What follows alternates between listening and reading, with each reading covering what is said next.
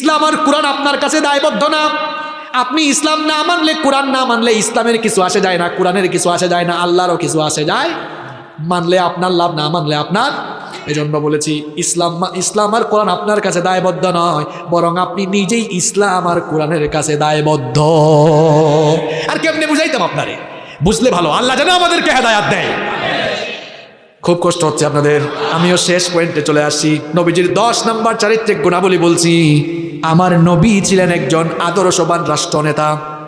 খুব ভালো করে শুনুন, কেমন নেতা তিনি ছিলেন। মানুষের নেতৃত্ব যখন দিলেন, আহারে কি চমৎকার গুণাবলী তার মধ্যে বিদ্যমান। আমার নবী মদিনা রাষ্ট্রের প্রেসিডেন্ট। তখন মদিনা রাষ্ট্রের প্রেসিডেন্ট, চিন্তা করেছেন, একটা এলাকার প্রেসিডেন্ট, একটা দেশের প্রেসিডেন্ট। ওমর রাদিয়াল্লাহু আনহু, শেষ গল্প বলতেছি শুনেন। ওমর রাদিয়াল্লাহু আনহু নবীজির খেদমতে গেলেন। নবীজি তখন দড়ি দিয়া বুনানো একটা খাটিয়ার মধ্যে, পিঠের নিচে কোনো ল্যাপ নাই, তোষক নাই, কম্বল নাই, মাথার নিচে হাত মুবারক রেখে এই দড়ির উপরেই নবীজি শুয়ে আছেন। ওমর রাদিয়াল্লাহু আনহুকে দেখে নবীজি উঠে বসলেন। ওমর রাদিয়াল্লাহু আনহু লক্ষ্য করলেন নবীজির পিঠের মধ্যে দড়িগুলোর দাগ বসে গিয়েছে। ওমর রাদিয়াল্লাহু আনহু বললেন, নবী গো, আপনি হচ্ছেন এই দুনিয়ার সর্বশ্রেষ্ঠ মহামানব। আল্লাহর পরেই হচ্ছে আপনার স্ট্যাটাস, আল্লাহর পরেই হচ্ছে আপনার মর্যাদা।